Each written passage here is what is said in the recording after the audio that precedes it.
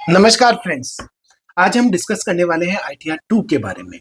हमने पहले वीडियो में देखा, जो इससे पहले वाला वीडियो था आईटीआर 1 की, हमें उससे भरते समय क्या-क्या सावधानियां रखनी चाहिए। आज हम इस वीडियो में बात करेंगे आईटीआर 2 की, क्योंकि कई जगह कई ऐसी सिचुएशंस आती है जहां पे आईटीआर 1 की एप्लीकेबिलिटी नहीं आती। जैसे कि आप डायरेक्टर हैं, आपका कैपिटल गेन जो है वो 1,25,000 से ज्यादा हो गया। इस तरीके के कई कंसिक्वेंसेस है जहां आईटीआर 1 एप्लीकेबल नहीं होता। मैं आपको अब स्क्रीन पे दिखाने वाला हूँ कि आईटीआर 2 में हमें क्या इंपॉर्टेंट चीजें हैं जो ध्यान रखनी है बढ़ते समय, और एलिजिबिलिटी और इनएलिजिबिलिटी 1 और 2 के बीच में। तो स्टे ट्यून, हम समझने वाले हैं ये सब चीजें। अभी हम देखते हैं, आप देखिए आपके सामने जो स्क्रीन है इसमें एलिजिबिलिटी और इनएलिजिबिलिटी का क्वेश्चन आता है। कई बार जब मेरे पास कॉल आता है, नॉर्मली आईटीआर 1 जो भरने वाले होते हैं उनको ये कंफ्यूजन रहता है कि अब मैंने आईटीआर 1 फिल करने जा रहा हूँ पर ये एक्सेप्ट नहीं कर रहा। तो आईटीआर 1 से आईटीआर 2 में जब हम जा रहे होते हैं, ये थोड़ा सा यहाँ पे समराइज दिया हुआ है कि रेजिडेंट इंडिविजुअल जिसकी टोटल इनकम 50 लाख है वही एलिजिबल है जो आईटीआर 1 भर सकता है। और इनकम फ्रॉम सैलरी है, पेंशन है, हाउस प्रॉपर्टी है, अगर लॉस ब्रॉट फॉरवर्ड है तो ये नहीं भरा जाएगा। इंटरेस्ट फ्रॉम सेविंग अकाउंट है, फिक्स डिपॉजिट है, एग्रीकल्चर इनकम में 5,000 रुपए तक, तो ये एलिजिबिलिटी आपकी आती है। अब बात आती है इनएलिजिबल किस केस में होता है। देखिए, अगर हम बात करें तो इंडिविजुअल जो कि डायरेक्टर है, जैसे मैं पहले भी मैं बता रहा था, कोई भी इन्वेस्ट कर रखा है आपने अनलिस्टेड इक्विटी शेयर के अंदर, वो हमको डिटेल देनी रहती है। कोई भी रेजिडेंट, जो रेजिडेंट ऑर्डिनरी रेजिडेंट की बात कर रहा हूँ, जो फॉरेन असेट है उसके पास या इनकम है, कोई भी बिजनेस प्रोफेशन है, वो नहीं कर सकता आईटीआर 1 फाइलिंग। तो आप ध्यान रखिएगा, आईटीआर 2 में हमें जाना पड़ेगा। या अगर बिजनेस इनकम है तो 3 भी हो सकता है, ताकि प्रॉपर्ली उसका डिस्क्लोजर हो। अब बात आती है एक नया जो चेंजेस हुआ कि जो पहले लॉन्ग टर्म कैपिटल गेन जो सेक्शन 112 ए इक्विटी शेयर वगैरह को बेचने से होता था, वो 1 लाख रुपए तक टैक्स नहीं लगता था। अब 1,25,000 हो गया। अगर 1,25,000 से ज्यादा गेन है तो आईटीआर 1 नहीं लगेगा। मैंने पहले भी मेरे आईटीआर 1 का जो वीडियो था उसका लिंक भी मैं ऊपर दे रहा हूँ, अगर आपको देखना आप रेफर कर सकते हैं। अब हम आगे चलते हैं, जो नोटिफाइड हुआ, कुछ चीजें जो हमें ध्यान रखनी है। देखो, ये जो पर्टिकुलर स्क्रीन आपके सामने है, वो स्क्रीन स्केड्यूल देखिए यहाँ पे आपको सामने दिया गया है। पहले तो मैं आपको समरी कर रहा हूँ, फिर आईटीआर 2 के पास लेके जाऊंगा और कैसे उसमें दिया गया है। स्केड्यूल कैपिटल गेन अगर स्प्लिट, क्योंकि देखो फाइनेंस एक्ट 2024 में स्प्लिट कर दिया गया था, 23 जुलाई 2024 की कट ऑफ डेट दी गई थी।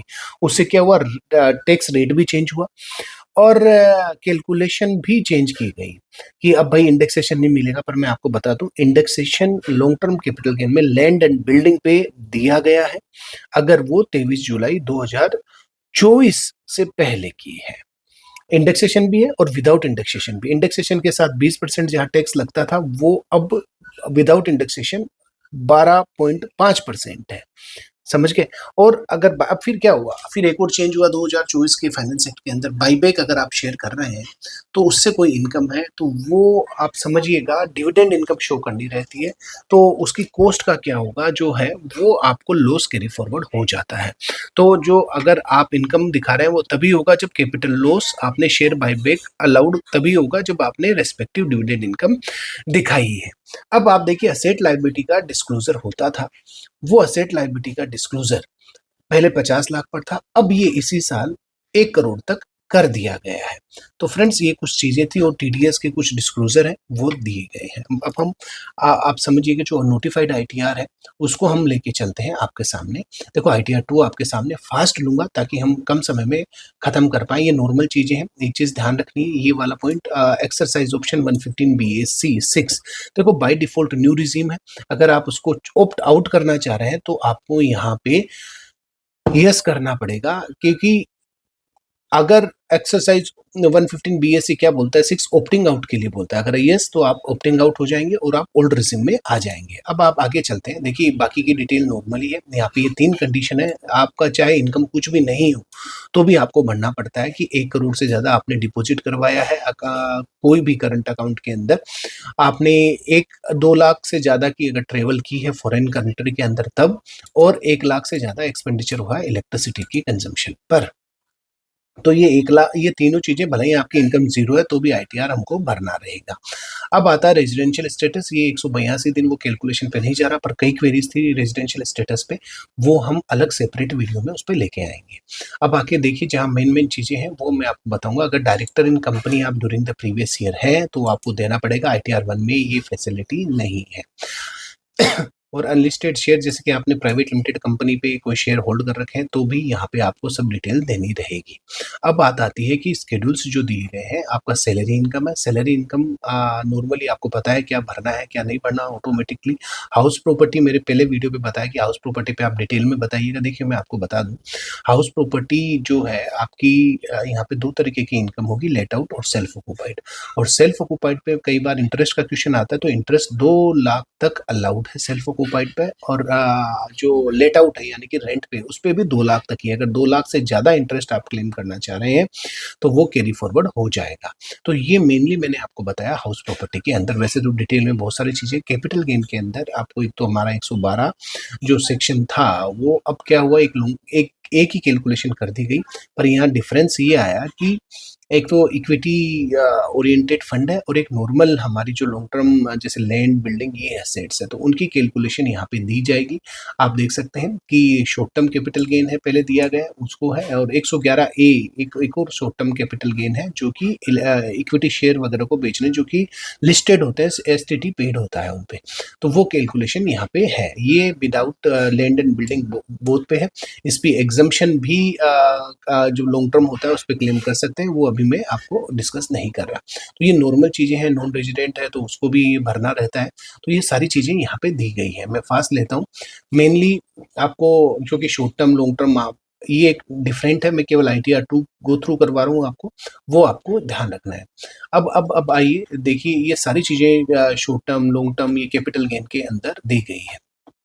तो ये मेनली चीज़ें सारी आपको यहाँ पे फिल आउट करनी है। मेन जो इम्पोर्टेंट पॉइंट जो डिस्कशन का है वो ये है कि कैपिटल गेन के बाद में जब हम अदर सोर्सेज़ में जाते हैं, वहाँ पे हम बायबैक वाला भी, जो क्योंकि अदर सोर्सेज़ में इनकम दिखानी पड़ती है, तभी कैपिटल लॉस सेट ऑफ होता है।